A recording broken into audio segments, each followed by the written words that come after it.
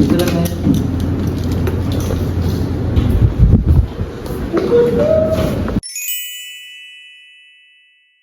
So, thank you guys sa pag-introduce sa imong sarili Christian, and just in case nag-wonder ka, gusto lang nako makabalo nimo nganong gi-invite ka namo diri karon kay gusto namo makadungog ni of from your personal experiences na of faith, forgiveness and renewal.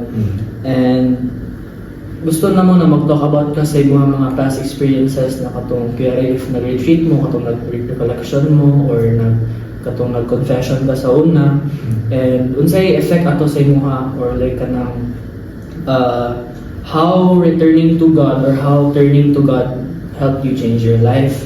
So mo to siya ang basically whole topic sa mga sa mga podcast. And if okay lang sa imo, mag-start na ta sa first question. So ang first question ako sa mga Christian is, before ka naka-experience of confession and before ka naka-receive sa forgiveness ni God, unsay mong mga struggles ato na time, or unsay mong mga emotions na na-feel ato, and how did you feel after mo na-experience ang confession? Actually, katong bata pa ko, kanong naughty kanang kiat kay ko pagkabata din. Tapos kanang ang isa lang yung katao na pabagko sa ako, which is ang ako ang lula, which is siya po ang nag-introduce sa ako sa kay Mama Mary sa Virgin Mary.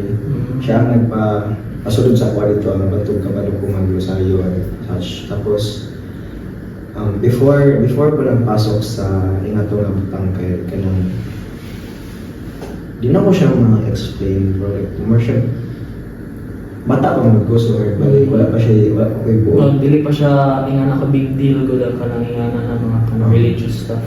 Di pa siya nasa wala like bahala na niya kanang so murag ang nakuha to nga time kay buhat lang sa buhat to anay wala kabalo kung mali ba or tama. So mo to ang experience ako before, pero right now naka-experience na ako mga confessions and kanang recollection retreat ng nga kay nagbago din ang ako pagtanaw sa tanan. Kabalo na ko like kung tama ba or mali ako nagabuhat or ano sa pa ba. And last thing siguro I felt lighter, like mas nagaan ako Panginoon. Buhusan kang pabugnaw na tubig. Ang magana nga feeling. Nagaan ko tungod kay Lord, na-confess na ako ang mga di pangbuhat sa mga mga sins. Orat. So, thank you sa imong answer. No, actually, mag-gets po na ko ang katong imong experience about na kanang before confession or katong pagabata pa ka kay wala kay care about sa mga religious things. And then I can tell po ako myself, matel po na ko na dako kay siya effect, kanang dako kay ang bago sa life after ko na masulay o confession.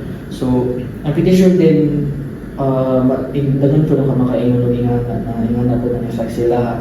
So thank you sa pag-answer. And ang next question ako sa mga Christian is, was there a specific moment or kung dili moment person na na-meet mo or na-read na Bible passage or basta anything experience tao or a random moment in your life na na-realize mo na wala jud give out si God si mo, like nag-click in si mo?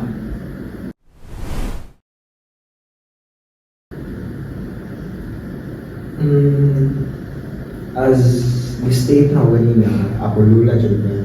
Ako lula dyan ang nagpasunod sa ako sa religious stuff from since bata ako mga, let's say, 9 or 10 years old ko. Dito po ko na magbuhan, dito ko na naka-meet ng new people, dito po ko naka-learn of new things, and tanan-tanan, which is, conscious ako ng good thing, kay mas stay closer ko kay God, and meeting new people was amazing. Tapos kanang wala ko yung nabasa dito sa una, di na ako Remember. Pero like, it was something about like, maski na sa imong buhaton, basta, i-surrender niyo mo tanan, kanang pasayloon siya kung kasagino ko. Ato gud nga. So, yung lola dyan ang nakapano sa imo na kanang naka-realize sa imo na through her na-realize mo na dili mo mag-give up si God sa imo. So that's actually very lovely, very nice answer. And thank you. Okay, so thank you dear Christian sa pag-answer. And I hope you have a great day today. The rest of the day is spending wisely and bless you. God bless you.